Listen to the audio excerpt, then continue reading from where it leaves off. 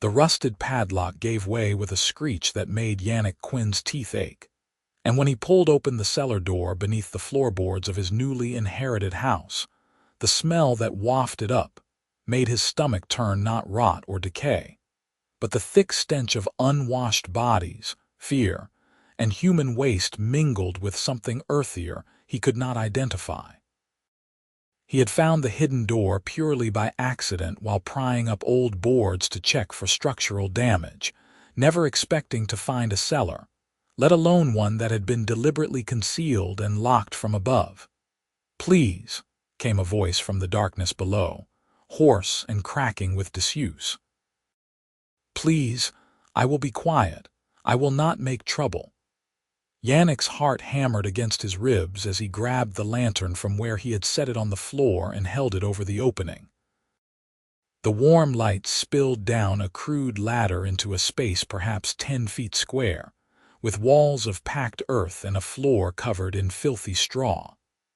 Huddled in the far corner, blinking against even that small amount of light, was a young woman, no, not quite human, he realized with a start.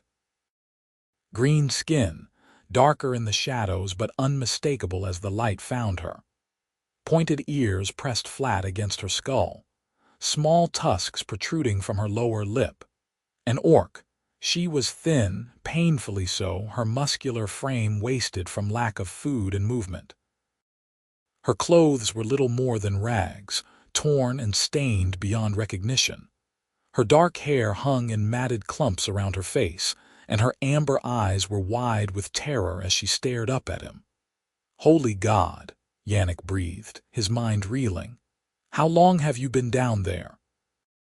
The orc girl flinched at his voice, pressing herself harder against the earthen wall. "I do not know," she whispered. "Many moons. Many, many moons. The old woman, she came with food and water, but then she stopped. I thought I would die here." The old woman. That would be Miriam Fletcher, the previous owner of this property, who had passed away 3 months ago. Yannick had inherited the house from a distant uncle who had won it in some legal dispute, and that uncle had told him the place had been empty since the old widow's death. But clearly she had left something behind, someone behind. "I am coming down," Yannick said, trying to keep his voice steady and calm. "I am not going to hurt you." "That is what they all say," the orc girl said, but there was no fight in her voice, only resignation.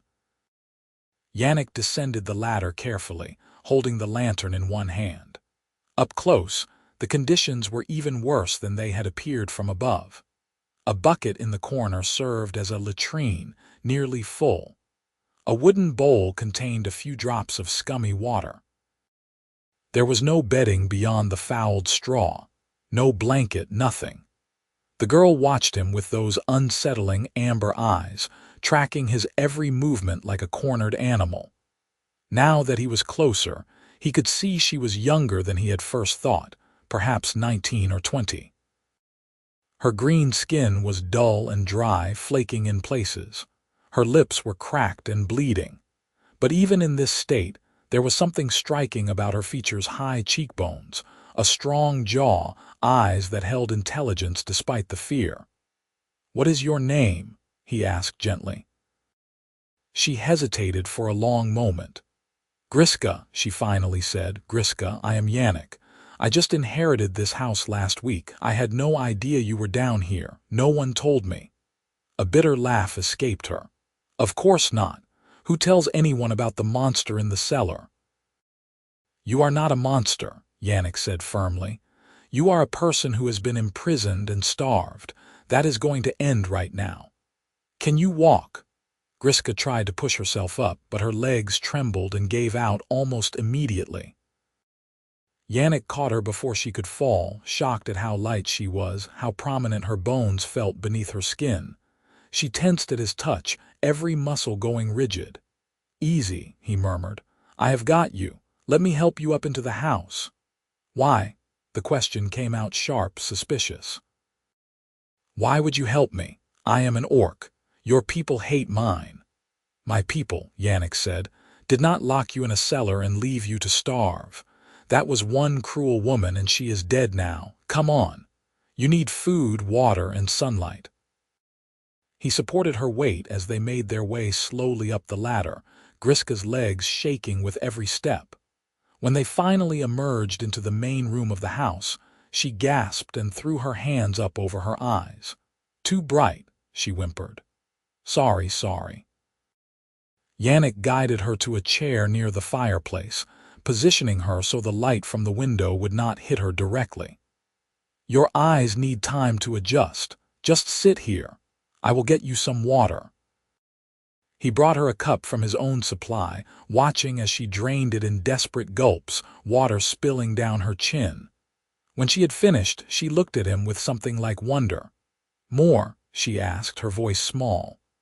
As much as you want, he assured her, refilling the cup, but slowly now. Your stomach needs to adjust too.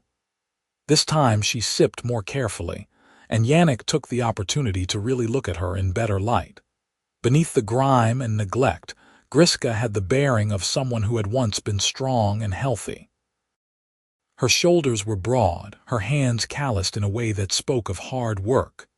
There were scars on her arms, old ones, the kind earned through labor rather than combat. How did you end up down there? He asked. Griska's grip tightened on the cup. I was sold, she said flatly. My clan lived in the hills north of here. Times were hard. Food was scarce. The elders decided we could not feed everyone through the winter. I was expendable. The old woman, she came to our camp with coins, said she needed someone strong to work her land. My father took the coins. She brought me here, and the first night she put me in that hole. Said it was where monsters belonged until they learned to be useful. But she never let me out. Just brought food and water every few days, told me if I made noise she would stop coming entirely. Rage burned in Yannick's chest, hot and righteous. That is slavery, that is imprisonment, that is evil. That is human, Griska said simply. No, Yannick said. That is one twisted, cruel woman, not all humans, not me. She studied him for a long moment, those amber eyes searching his face for deception. You are very strange, Yannick Quinn. I can smell the truth on you, but it makes no sense. Why would you care what happens to me? Because it is the right thing to do, he said. Because you are a person who has been hurt and I can help. Is that so strange? Yes, she said softly. In my experience, humans only help orcs when there is something to gain. Well, I am not gaining anything except a guest who needs care and a cellar that needs cleaning, Yannick said. Now, are you hungry? The look that crossed her face answered that question more eloquently than words ever could. He set about preparing a simple meal, conscious of her weakened state broth made from yesterday's chicken bones, soft bread soaked until it was easy to swallow, a little cheese cut into small pieces. Nothing too rich or too much, even though he could tell she wanted to devour everything in sight. Griska ate with desperate focus, tears streaming down her face. I cannot remember, she whispered between bites. I cannot remember the last time food tasted like anything. The old woman, she brought me moldy bread, thin gruel, just enough to keep breathing. You will never have to eat like that again, Yannick promised. Not while you are under my roof. Why do you keep saying things like that? Griska demanded, some spirit returning to her voice.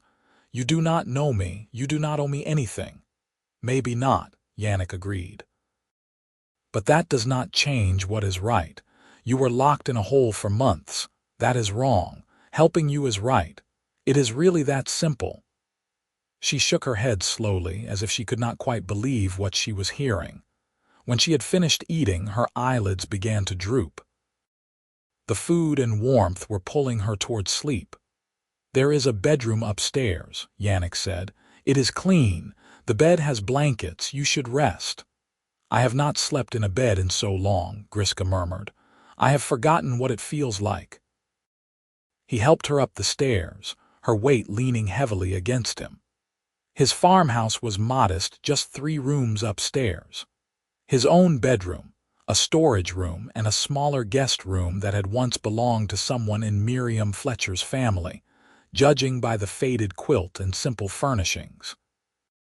Griska stood in the doorway, staring at the bed as if it were some kind of miracle. "I will make it dirty," she said.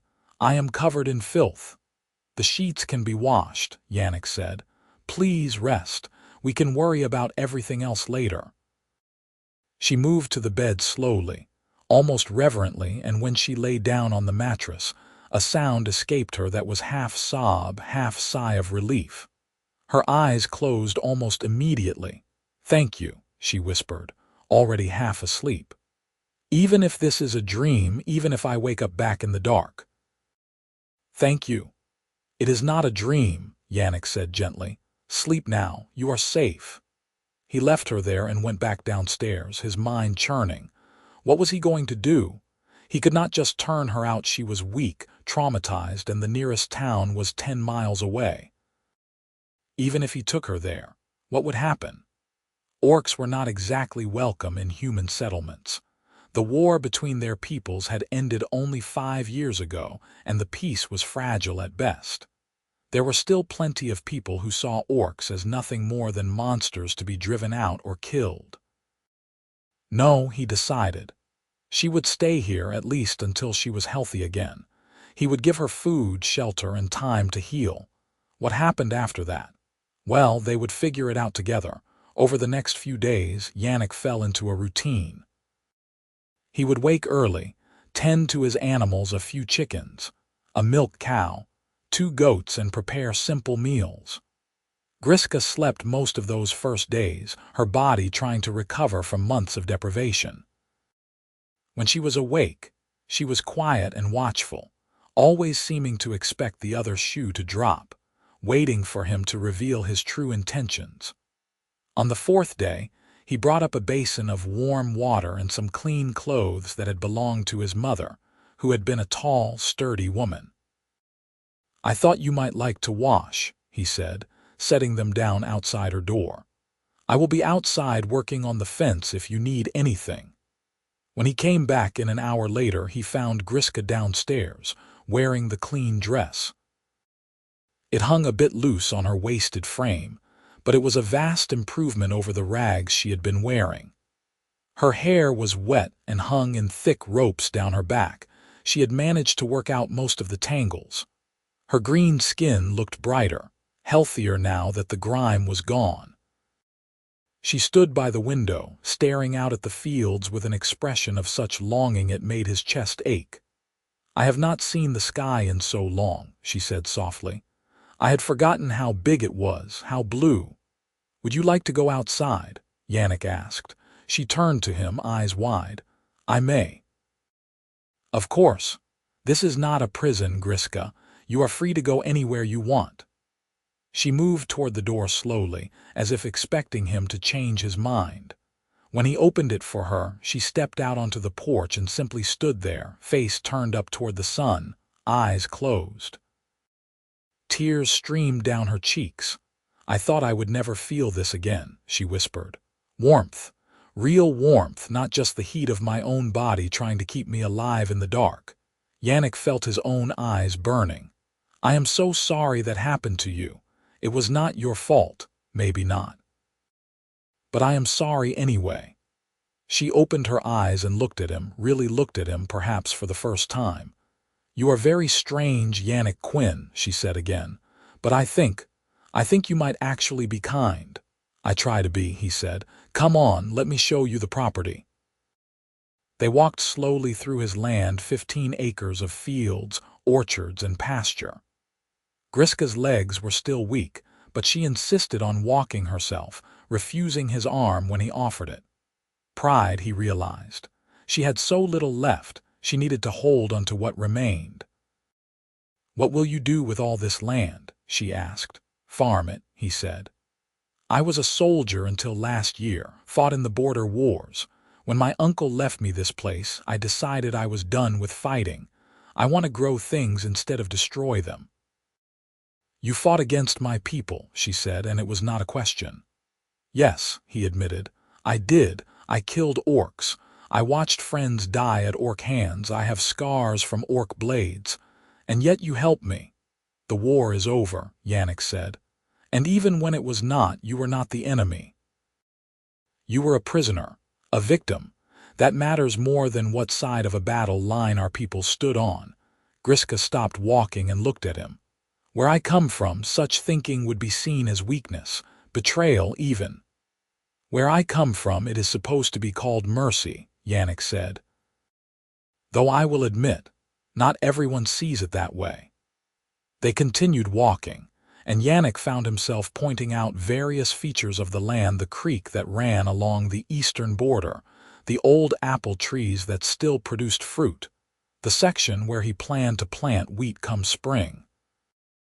Griska listened quietly, asking occasional questions. When they returned to the house, she was exhausted, trembling with the effort of walking so far. But there was color in her cheeks, and her eyes seemed brighter.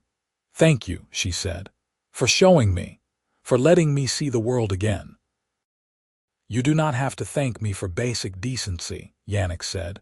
"Maybe not," she replied, "but I will anyway." As the days turned into weeks, Griska grew stronger. The hollows in her cheeks filled out. Her muscles, though still lean, began to show the strength that was natural to her kind. She started helping around the house, small things at first, like washing dishes or folding laundry. Then bigger tasks, like feeding the animals and gathering eggs. Yannick protested at first, worried she was pushing herself too hard, but she waved off his concerns. "I need to do something," she insisted. "I have been useless for too long. Let me help." "You were not useless," he said firmly. "You were imprisoned. That is different, perhaps, but I can help now, so I will." He learned things about her in those quiet weeks. She had a dry sense of humor that caught him off guard, making him laugh when he least expected it. She was intelligent, with a quick mind that grasped new concepts easily. She loved the chickens, though she would never admit it, and he caught her talking to them in her own language when she thought he was not listening. She was also haunted. Some nights he would wake to the sound of her crying, and he would lie in his own bed, staring at the ceiling, wishing he knew how to help. Other times, she would simply disappear into the guest room for hours, and he knew better than to disturb her. She needed space to process what had happened to her, time to heal wounds that went deeper than the physical. Winter was approaching when Griska first asked about the cellar. "Have you filled it in yet?" she asked one evening as they sat by the fire after supper. "Not yet," Yannick admitted. "I have been meaning to, but there is always something else that needs doing." "I would like to help," she said. "I want to bury that place, make it so no one can ever be put down there again." They spent the next day hauling dirt and rocks, filling in the cellar beneath the house. It was hard work, made harder by the memories it stirred up. Griska worked with fierce determination, shoveling load after load until sweat poured down her face and her muscles trembled. When they finally finished, Yannick hammered the floorboards back into place, sealing the entrance completely. "It is done," he said. "That part of your life is buried now." Griska knelt and placed both hands flat on the boards. "Thank you," she whispered, "for letting me do this, for understanding why I needed to." "Of course," he said softly. She looked up at him, and something in her expression made his breath catch. There was warmth there, trust, maybe even affection. When had she started looking at him like that? When had he started noticing the way the firelight caught in her dark hair, the graceful way she moved despite her strength, the sound of her laugh? He pushed the thoughts away, uncomfortable with where they were leading. She was his guest, someone who depended on him for safety. It would be wrong to think of her as anything else. But the thoughts kept coming anyway. The first snow fell in late November, transforming the farm into a landscape of white and gray. Griska had never seen snow before. Her clan had lived in the warmer southern hills, and she stood on the porch with childlike wonder as the flakes drifted down. It is so beautiful, she breathed. So quiet. Wait until you have to walk through a foot of it to feed the chickens, Yannick said with a smile. Then tell me how beautiful it is. She laughed and stuck out her tongue to catch a snowflake. The gesture was so innocent, so unguarded, that it made something twist in his chest. That night, a storm rolled in, bringing heavy winds and driving snow. They huddled close to the fire, listening to the wind howl around the house. I am glad I am not in the cellar, Griska said quietly. I would have frozen to death down there. You are not in the cellar, Yannick said. You are here, warm and safe, and you will never have to go back to a place like that. How can you be so sure? She asked. What if you decide you do not want me here anymore? What if someone comes and takes me away? No one is taking you anywhere you do not want to go, Yannick said fiercely. I give you my word on that. Promises are easy to make, she said, maybe, but I keep mine. She looked at him for a long moment, the firelight casting shadows across her face. I am beginning to believe that, she said softly.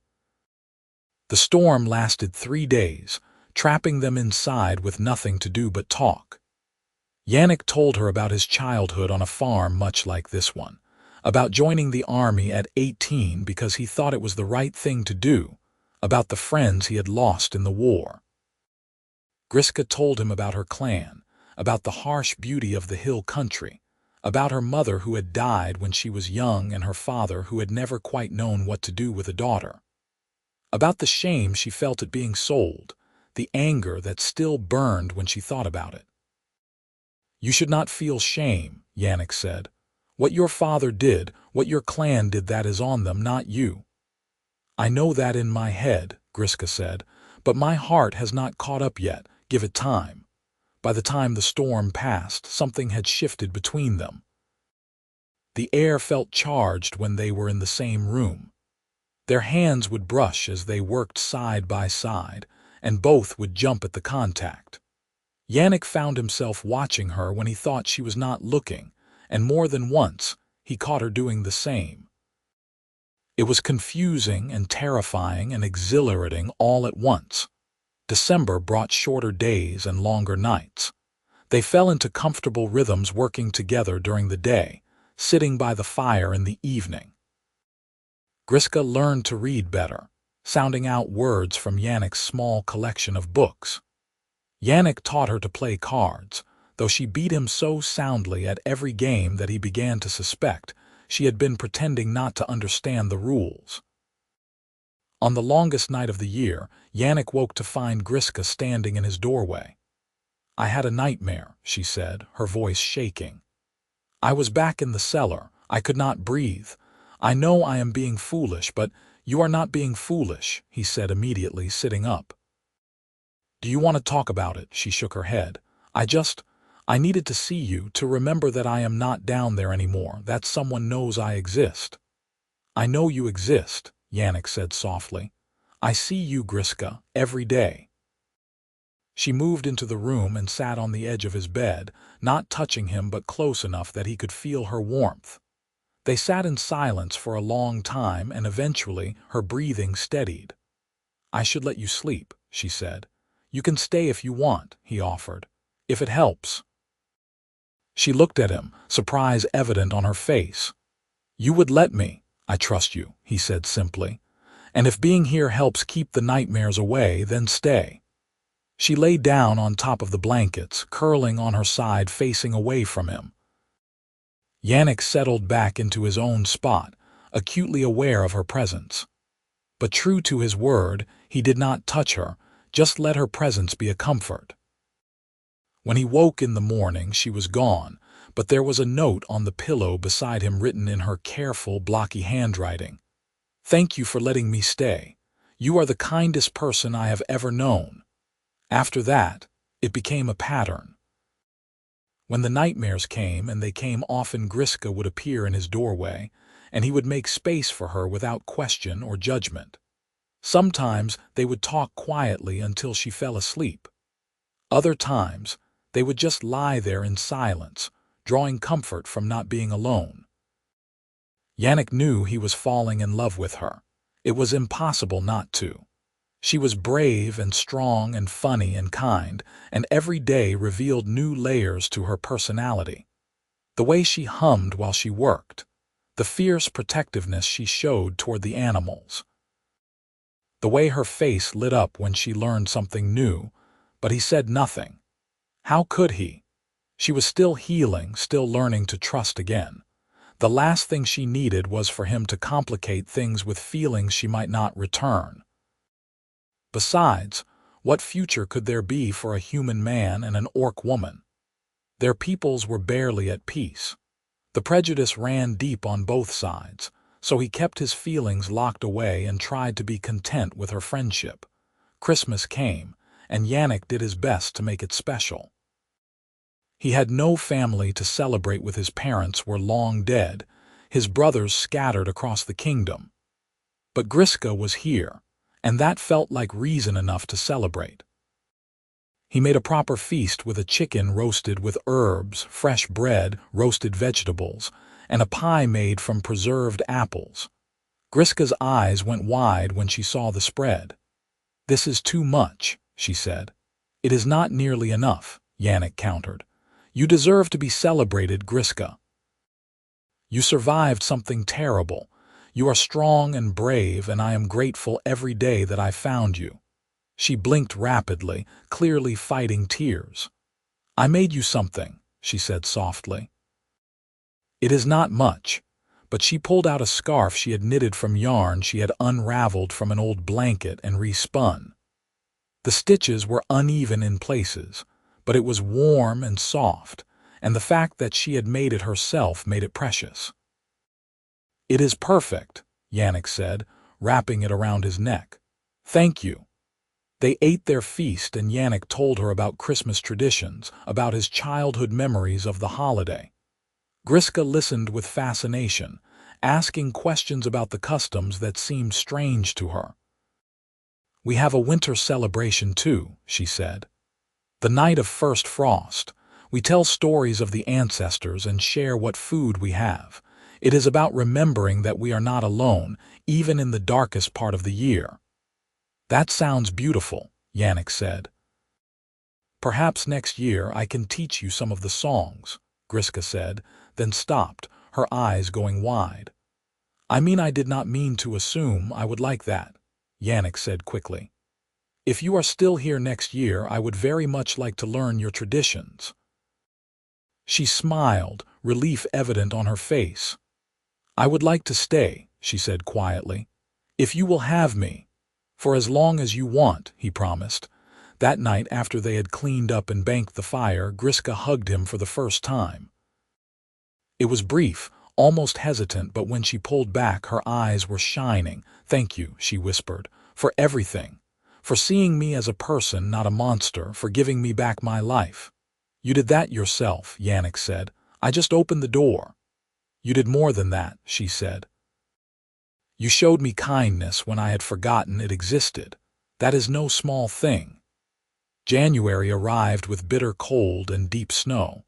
The work of keeping the farm running in winter was hard, but they managed it together. Griska proved to be stronger than Yannick had anticipated, her orc heritage giving her an advantage when it came to hauling heavy loads or breaking ice on the water trough. One morning, as they worked together to clear a path to the chicken coop, a rider appeared on the road. Yannick's nearest neighbor, a man named Thomas Hart, who lived 3 miles to the south. "Stay here," Yannick told Griska quietly. "Let me talk to him." Fear flashed in her eyes, but she nodded and retreated into the house. Thomas dismounted and greeted Yannick with a friendly wave. "Yannick. Good to see you. I wanted to stop by and check on you, make sure the winter is not treating you too hard." "I am managing well enough," Yannick said. "What brings you out this way?" "Actually, I wanted to warn you," Thomas said, his expression turning serious. "There have been reports of an orc in the area.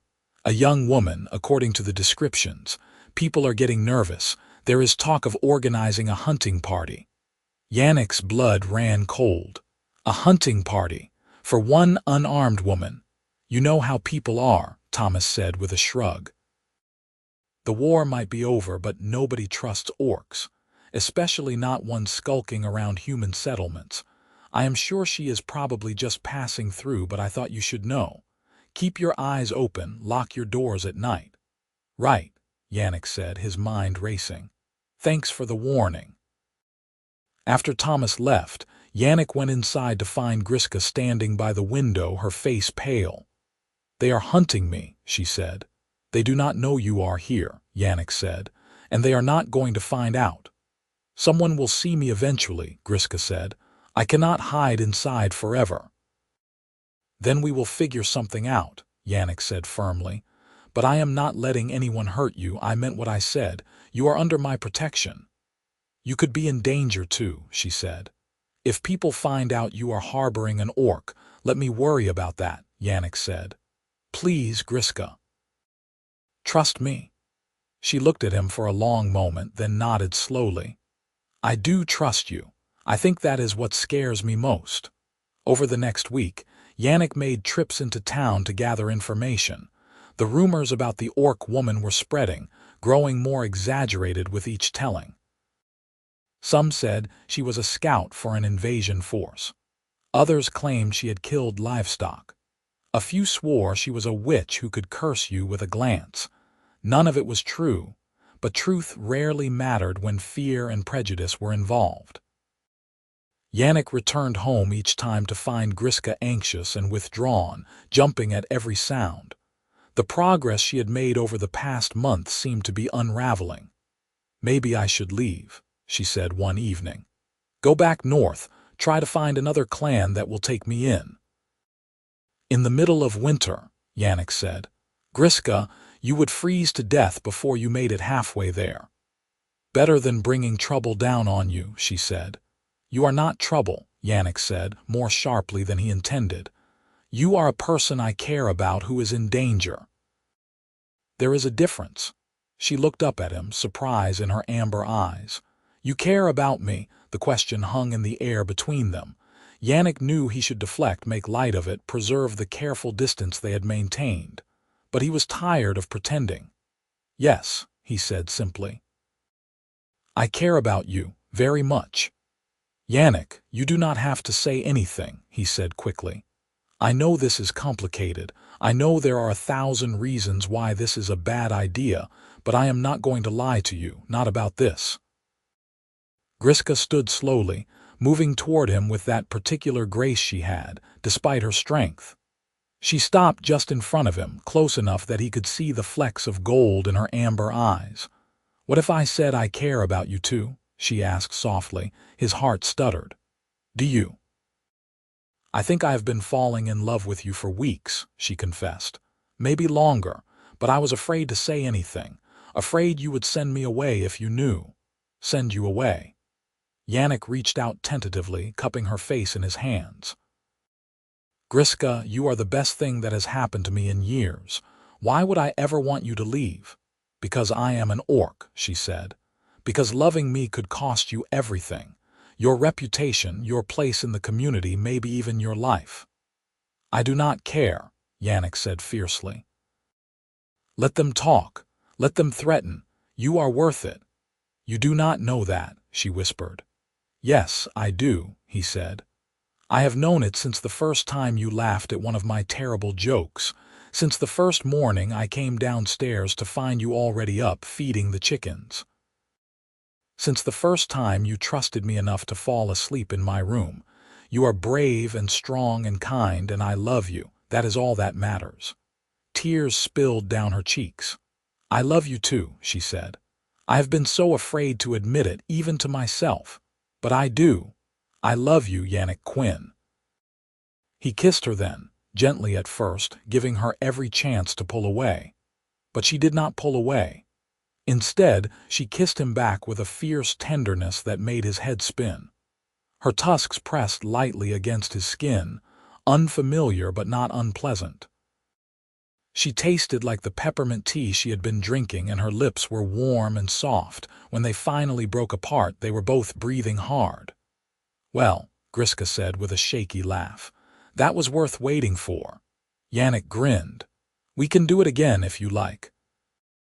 I would very much like that. They kissed again, and this time there was no hesitation, no holding back. They poured all their unspoken feelings into it, the longing, the fear, the hope. When they finally pulled apart again, Yannick rested his forehead against hers. We will figure this out, he promised. Together, I do not know how yet, but we will find a way to make this work. Together, Griska echoed. I like the sound of that, but their happiness was short-lived. 3 days later, Thomas Hart returned, this time with 2 other men brothers named Peter and John Stone, who owned the mill in town. Yannick met them outside, his heart pounding. Thomas, Peter, John, what brings you out here? We need to search your property, Peter said bluntly. The orc woman was spotted near here yesterday. Given that you are the closest house, we need to make sure she has not taken up residence in one of your outbuildings. There is no orc here, Yannick said, keeping his voice steady. Then you will not mind if we look around, John said. It was not a question. Yannick's mind raced. Griska was inside the house. If they insisted on searching everywhere, they would find her. He could refuse, but that would only make them more suspicious. He could fight, but it was 3 against 1, and violence would only make everything worse. Fine, he said. Check the barn and the chicken coop, but I would appreciate it if you did it quickly. I have work to do. The 3 men spread out, searching through the outbuildings with thorough efficiency. Yannick forced himself to stand still, to appear unconcerned, even though every muscle in his body was tense. Thomas emerged from the barn, shaking his head.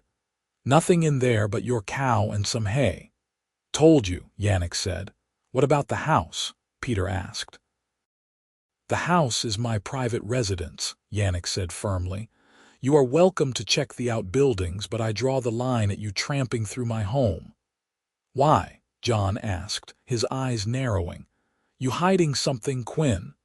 I am protecting my privacy, Yannick shot back.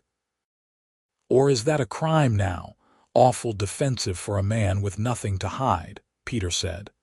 I fought in the war same as you, Yannick said, letting an edge creep into his voice. I bled for this kingdom. I have earned the right to decide who comes into my house. The 3 men exchanged glances. Finally, Thomas sighed. He is right, we have got no legal cause to search his house. Come on, boys. The orc is probably long gone by now anyway. They mounted their horses, but Peter paused before leaving. If you do see anything suspicious, Quinn, you will report it, right? Of course, Yannick lied smoothly. After they rode away, he went inside to find Griska crouched behind the door, a heavy iron poker in her hands. They are gone, he said gently. You can put that down. She lowered the poker but did not let go of it entirely. I heard everything. They are going to keep looking, and eventually they are going to find me. Not if we are careful, Yannick said. I cannot stay hidden inside forever, Griska said. This is not living. This is just another kind of prison. She was right, and they both knew it, but what could they do? If Griska showed herself, she would be killed or driven away. If Yannick defended her, he would be branded a traitor to his own kind. That night, they lay together in Yannick's bed. They had been sharing it since their first kiss, and tried to think of solutions. I could go to the town council, Yannick suggested. Explain that you are not a threat, that you were held prisoner. They will not care, Griska said. I am an orc. That is all that will matter to them. What if we left? Yannick said. Went somewhere else, somewhere people do not know us. Where? Griska asked. There is nowhere in this kingdom where a human and an orc could live together without facing persecution. We would be running for the rest of our lives. Then what do we do? Yannick asked, frustration creeping into his voice. Griska was silent for a long moment. Maybe, she said slowly, we stop hiding. Maybe we show them I am not a monster. That is a huge risk, Yannick said. Living is a risk, Griska countered. I spent months in the dark, waiting to die. If I am going to live, I want to really live, not cowering in fear, jumping at shadows. If we do this, we do it together, Yannick said. I will stand with you no matter what happens. I know you will, Griska said, turning to look at him in the darkness. That is why I love you. They decided to start small. The next time Yannick went to town for supplies, Griska came with him. She wore a heavy cloak with the hood up, but she was there, visible, real. People stared. Whispers followed them through the market. A few people made warning signs or spat in their direction. But no one tried to stop them, and several merchants were willing to take Yannick's money, even if they would not quite meet Griska's eyes. That was not as bad as I feared, Griska said on the ride home. It was not good either, Yannick said grimly, but it was a start.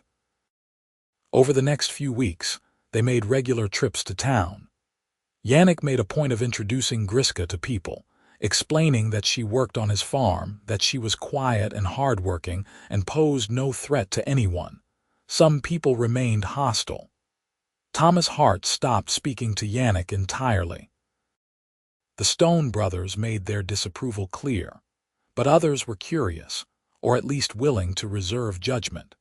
The woman who ran the general store started saving scraps of fabric for Griska. The old man who sold eggs at the market asked her opinion on his laying hens. Progress was slow and painful, but it was progress nonetheless. Spring came early that year, bringing warm winds and early thaws. Yannick and Griska worked side by side in the fields, preparing the soil for planting. It was hard work, but satisfying in a way that fighting had never been. One evening, as they sat on the porch watching the sunset, Griska said, "I have been thinking." "About what?" Yannick asked. "About the future," she said. "About what comes next." "And what did you decide?" She turned to look at him, her amber eyes serious. "I want to stay here, with you. I want to build a life together if you will have me." "If I will have you," Yannick repeated, then laughed. "Griska, I have been hoping you would say something like that for weeks." "Really, really," he confirmed. "I love you. I want you here, not just for now, but forever, if you will have me." She grinned, her tusks flashing in the fading light. "I suppose I could tolerate your terrible jokes for the rest of my life." "My jokes are not that bad," Yannick protested. "They really are," Griska said, but she was laughing. He pulled her close, kissing her deeply. When they broke apart, he said, "Will you marry me, Griska? I know it is complicated. I know there is no legal way for us to be officially wed, but I do not care about official. I care about you. I want to pledge my life to yours." Tears filled her eyes. "Yes," she whispered. 1,000 times yes." They were married a month later in a quiet ceremony by the creek on Yannick's property. There was no priest, no religious figure would have agreed to perform such a ceremony, but they spoke their own vows to each other, pledging their lives and hearts. Yannick promised to always see her as she truly was, not as the world wanted to define her. To stand by her side through whatever came. To love her until his last breath. Griska promised to trust him with her whole heart, to build a life of joy and purpose with him, to be his partner in all things. To love him for as long as the stars shone. They exchanged simple rings that Yannick had commissioned from the blacksmith in town, bands of silver, inscribed with their initials. When Yannick slipped the ring onto Griska's finger, she stared at it with wonder. "I never thought I would have this," she said softly. "A home, a husband, a future." "You have all of that now," Yannick said, "and you always will." They spent their wedding night in each other's arms, and for the first time since Yannick had found her in that cellar, Griska slept through the entire night without nightmares. The summer that followed was the happiest time of Yannick's life. The crops grew tall and healthy. The animals thrived.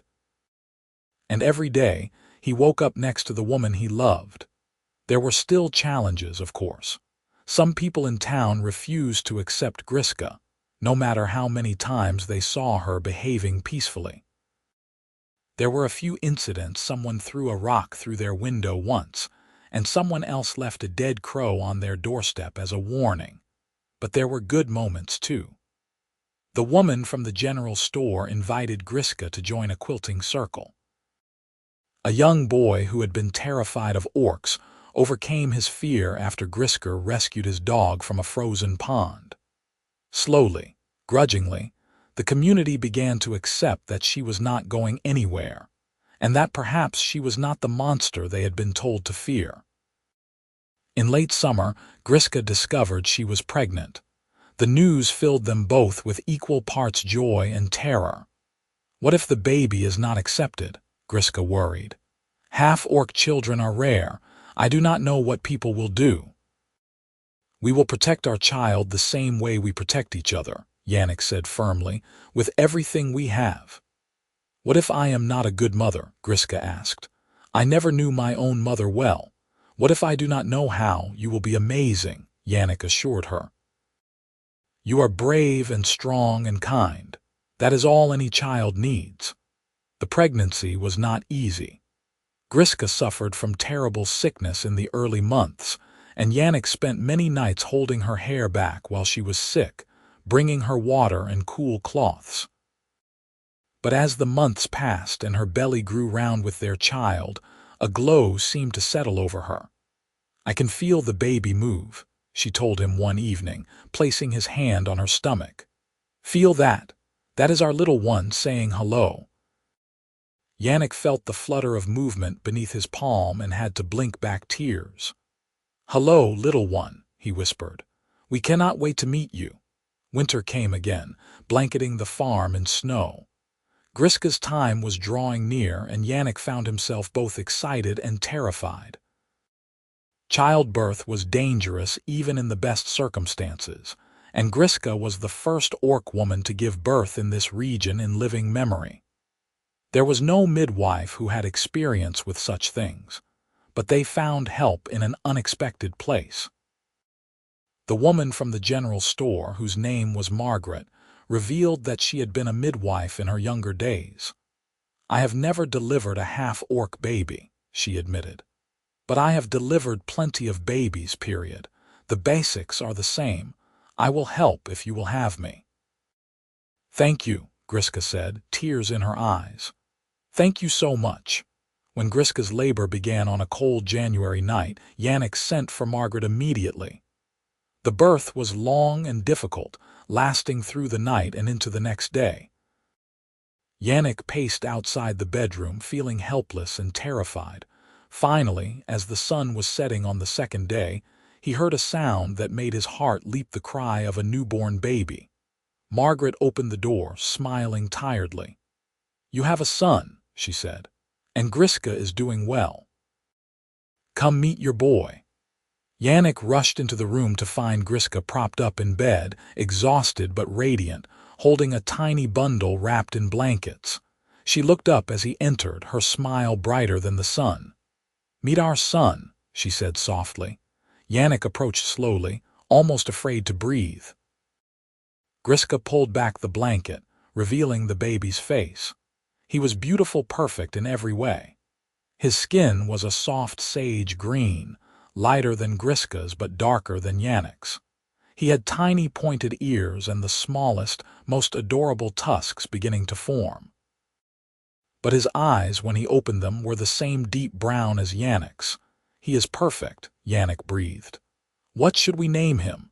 I was thinking, Griska said, that we could name him after your father, if you would like. Yannick's father had been named Gareth, a good strong name. Yannick Quinn, Yannick said, testing it out. Yes, that is perfect. He carefully took the baby from Griska, cradling his son for the first time. Gareth yawned, showing his tiny tusks, and made a small snuffling sound. Hello, Gareth, Yannick whispered. Welcome to the world. Your mother and I love you so very much. Griska watched them with tears streaming down her face. I never thought I could be this happy, she said. After everything that happened, I never thought I would have a family of my own. You have us now, Yannick said. Always. The weeks after Gareth's birth were exhausting but wonderful. The baby was healthy and strong, with powerful lungs that he was not shy about using. Yannick and Griska took turns walking him around the house at night, singing lullabies in 2 different languages, marveling at every tiny finger and toe. Word of the baby's birth spread through the community quickly. Some people were horrified that Yannick had fathered a half-orc child. Others were curious. A few were genuinely happy for them. Margaret brought by a basket of baby clothes and blankets. "All children are blessings," she said firmly. "Anyone who says different can answer to me." The old man from the egg market stopped by with a hand-carved wooden rattle.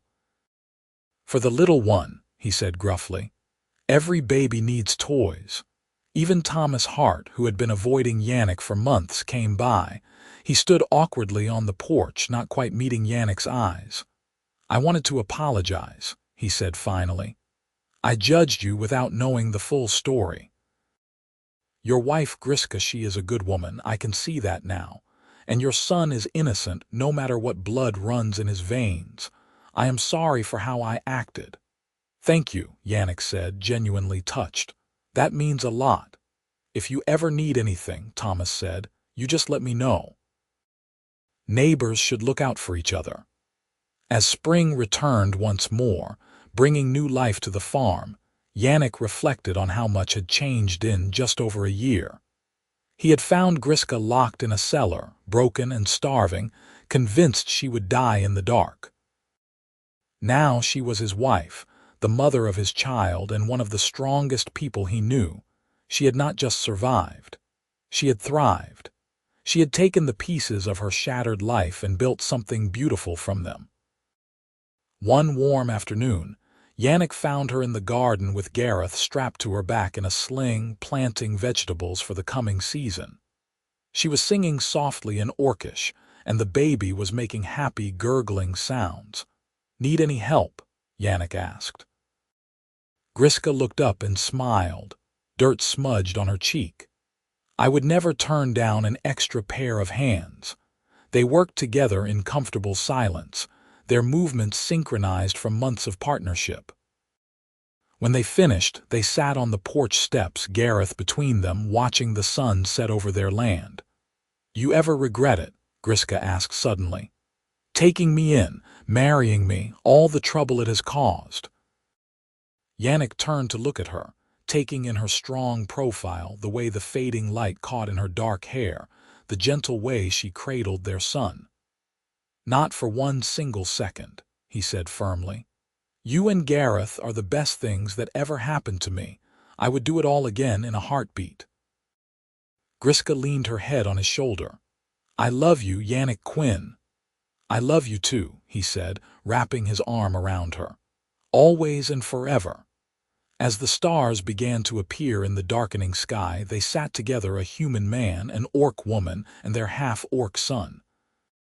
A family that should not have existed according to the rules of their world, but did anyway.